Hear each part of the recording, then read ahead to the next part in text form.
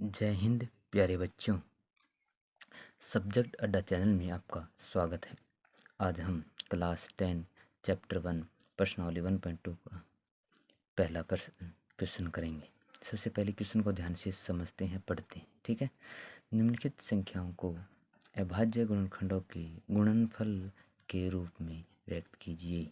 इस सवाल को करने से पहले सबसे पहले आपको अभाज्य संख्याओं के बारे में पता होना चाहिए और विभाजकता के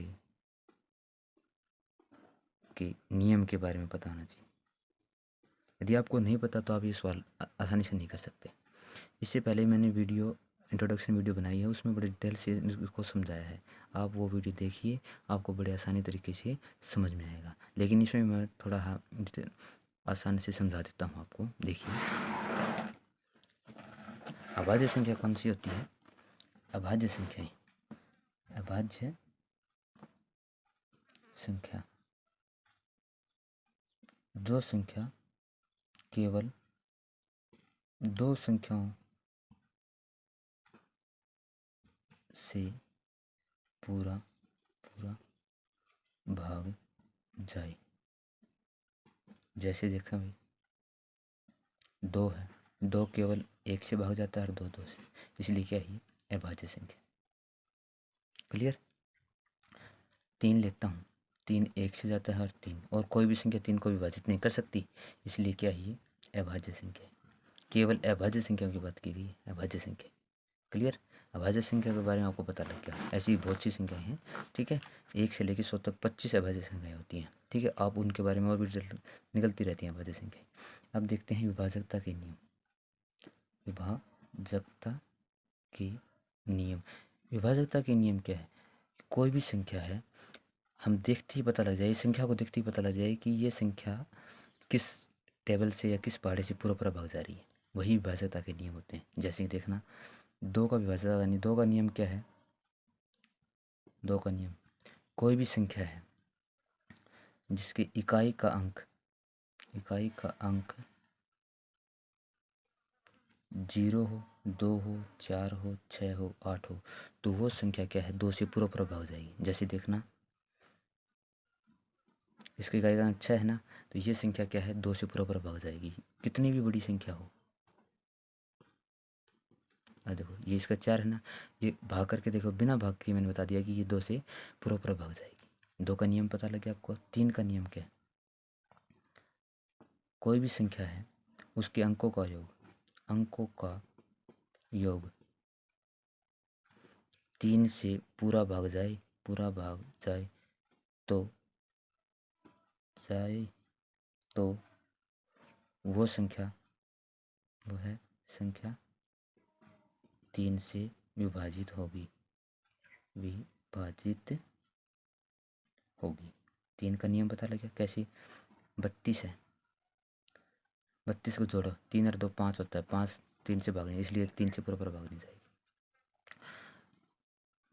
322 दौड़ते हैं, 5 2 7, ये 3 से पूरा भाग जाएगी। हमें देखते ही पता लग गया, भाग देने की जरूरत नहीं पड़ी, इसलिए क्या है? 3 से पूरा भाग जाएगी, इसलिए संख्या 3 से भाग जाती है। 4 का नियम क्या है? 4 का नियम है, यदि संख्या की दहाई और इकाई अंकों से बनी संख्या 4 से विभाजित होती है, तो वह संख्या भी 4 से पूरा भाग जाएगी। कैसे? देखो भाई, एक बड़ी सारी संख्या लेता हूँ, इतनी बड़ी संख्या है, इसके लास्ट वाले अंक है ना 83, यदि 4 से भाग जा रहा है ना, 4 से भाग जाके देखो, 4 दूनी 8, 3 नहीं जा रहा, तो ये संख्या भी 4 से भाग नहीं जाएगी। अब देखो, बहुत बड़ी संख्या लेता हूँ, लास्ट वाले अंक देखो 16 है, 4 से भाग जा रहा है ना, तो ये पूरी संख्या ही 4 से भाग जाएगी। ये होते हैं विभाजकता के नियम। 5 वाला देखो भाई, 5 के नियम, यदि कोई संख्या जिसके इकाई का अंक 0 और 5 हो, तो वह संख्या 5 से पूरा भाग जाएगी। जैसे देखना, ये संख्या 5 से पूरा भाग जाएगी, देख लेना करके, बिना देखी कर दिया मैंने। 5 7 35, 3 5 के 30। देखो पूरा पूरा भाग गई ना, अगर नीचे 0 बचा ना तो पूरा पूरा भाग गई ना, बिना देखे बता दिया ये 5 से पूरा पूरा भाग, इसलिए भाज्यता का नियम 5 का नियम। 8 का नियम क्या है? 8 का नियम है सैकड़ा, कोई भी संख्या है यदि सैकड़े और दहाई और इकाई से बनी संख्या को 8 से भाग जाती है तो वह संख्या क्या है? 8 से पूरा पूरा भाग जाएगी। जैसे ये संख्या देखो, ये लास्ट वाले 3 अंक होगी ना, ये 8 से पूरा पूरा भाग जा रहे हैं, इसलिए ये संख्या भी क्या है? 8 से पूरा पूरा भाग जाएगी। ये भाज्य का नियम आपको बताना चाहिए। 10 से भाग जाने वाले का इकाई का अंक क्या होना चाहिए? 0 हो। ठीक है, ये पता लग गया। भाज्यता का नियम इनको याद कर लेना। ठीक है, जितने याद करोगे उतना आसान हो जाएगा आपके सवाल। अब देखते हैं सवाल को निकालने का तरीका। ठीक है, सबसे पहले देखो, अब अभाज्य गुणनखंड करने हैं ना। सबसे पहले सवाल देखो, 140 के अभाज्य गुणनखंड। ठीक है, करो भैया। 140 के अभाज्य गुणनखंड हमें करने आते हैं, ऐसे करने हैं। सबसे पहले छोटी वाली अभाज्य संख्या से भाग देना आता है। ठीक है, तो 2 से पूरा पूरा भाग जाए, 0 है ना, तो 2 से पूरा पूरा भाग जाए, हमें पता है। 2 से करो भी, 2 7 14 0। ठीक है, अब 0 फिर से 2 से, जब तक 2 से जाता है जाते रहने देना। ठीक है, 2 से 2 3 6, अब नहीं जाएगी। अब 3 से देखो, 3 5 8, 8 नहीं जाता 3 से, अब 3 नहीं जाएगा। 3 अभाज्य संख्या 4 से नहीं दे सकते, क्यों? 4 एक अभाज्य संख्या नहीं है। अब 5 देखो, 5 जाएगा, 5 का इकाई का 5 है ना, तो 5 से पूरा पूरा भाग जाएगी, तो 5 7 35। 7 तो एक अभाज्य संख्या है, तो 7 7 से ही कटेगी, इसलिए 7 से 1 आ गया। 1 आते ही हमारे पास 16 हो गया। 140 की अभाज्य गुणनखंड क्या है? 2 2 5 और 7। इसको हम ऐसे भी लिख सकते हैं, 2 की पावर 2 5 और 7। ठीक है, सवाल 2 देख लेना।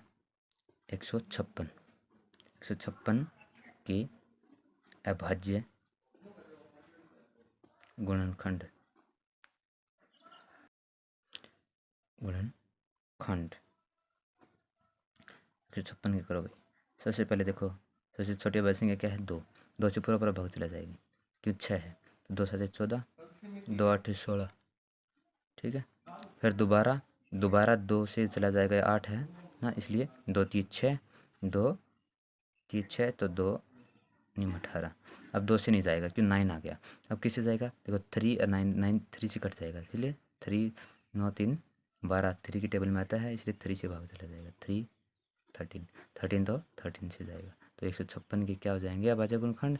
2 2 3 और 13। ठीक है, इसको हम क्या लिख सकते हैं? 2 की पावर 2 3 गुणा में 13, ये अभाज्य गुणनखंड हैं। ठीक है, प्रश्न नंबर 3, इसका पार्ट 3 देखते हैं। ठीक है, अब भाग 3 देख लो, के अभाज्य गुणनखंड। ठीक है, करो अभी इसके अभाज्य गुणनखंड करो। हमें पता है 2 से तो जाएगा नहीं, नहीं 3 से जाएगा। 5 दिखाया तो 5 से जाएगा पूरा। करो, 5 से करेंगे तो क्या आएगा? 5 7 35, 35 पे गया तो कितने बच गए? 3 5 के 30, 5 25, फिर 5 आ गया तो 5 से जाएगा। 5 कम 5 2, 5 25, 5 3 15। देखो 15 और 3 है, तो 3 से पूरा पूरा चला जाएगा। 3 3 5 15, 3 1, 3 से फिर चला जाएगा। देखो 5 रे 6 6, 3 से भाग जाता है ना, इसलिए 3 से दोबारा।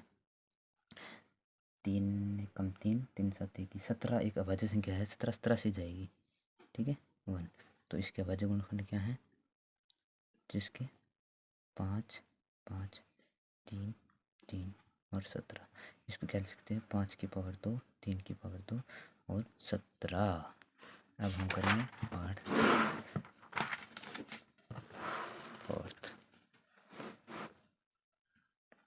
4th part. देखो भाई, 4th पार्ट में क्या है? 4th पार्ट में के अभाज्य गुणनखंड। ठीक है, इसकी करो अभाज्य गुणनखंड। देखो हमें पता है 5 है ना, अब जब आसान हो गया ना, इसलिए 5 तो 5 से जाएगा। 1 1 1। अब देखो ना, तो 2 से जा सकता है ना, 3 से, 4 से, 5 से, 6 से भी नहीं जा रहा, 7 से भी नहीं जा रहा, 8 से भी नहीं जाएगा। देखो किसी ने 9 से, 10 से, 11 से, देखो 11 से चला जाएगा। ऐसी संख्या 11 से जाती है। 11 9 जा 9 11 में 99 एक बचा 11 है ना। ठीक है, 91 किसके में आता है? 9 3 में से नहीं जाएगा, ये जाएगा 13 के टेबल में आया 13। 13 एक अभाज्य संख्या है, 13 7 से जाएगा। ठीक है, इसके क्या है अभाज्य गुणनखंड 5 11 17 और 7। ठीक है, 5th सवाल देखो, 5th सवाल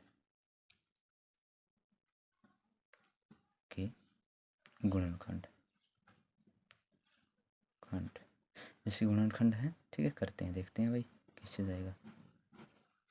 2 से जाएगा नहीं, ना ही 9 2 11 11 4 15 15 और 7 22 हो जाएगा, इससे नहीं जाएगा। ठीक है, 3 से भी नहीं जाएगा, 4 से भी नहीं जाएगा, 5 से भी नहीं जाएगा, 6 से, 7 से, 8 से, 9 से भी नहीं जाएगा, इसलिए ठीक है करते रहना। ये जाएगा 11 से भी नहीं जाएगा, 9 जाएगा। ठीक है, तो ये जाएगा 17 से। 17 से कितने पे जाएगा? 17 चौके 68। ठीक है, 68 हो गया तो 2 6 62 हो गया, तो 17 चौके 68 17 51 51 पे हो गया, तो 51 119 17 7 119। ठीक है, अब 17 से भी नहीं जाएगा ये। 17 34 से 34 से 6 9 नहीं जाता अभी, तो ये 17 से नहीं जा रहा था, और किसी से ना 19 से देखो 19 से करें 19 दूनी 38 से 29 38 से 5 57। ठीक है, 23 एक अभाज्य संख्या 23 से ही जाएगा 1, इसलिए इसका क्या है, इसके अभाज्य गुणनखंड है 17 19 और 23। हाँ, सबसे पहले आपको ना अभाज्य संख्याओं के बारे में बताना चाहिए, फिर आपको पता होना चाहिए अभाज्यता के नियम, तभी आप ये आसानी से कर पाएंगे। एक बार से करने से नहीं आता, वीडियो को बार बार में देखें, इसको समझे ध्यान से, हर एक बात को डिटेल से बताया गया आपको, इसे ध्यान से सुने पहले, फिर इसको नोट्स बनाएं। ठीक है, धन्यवाद।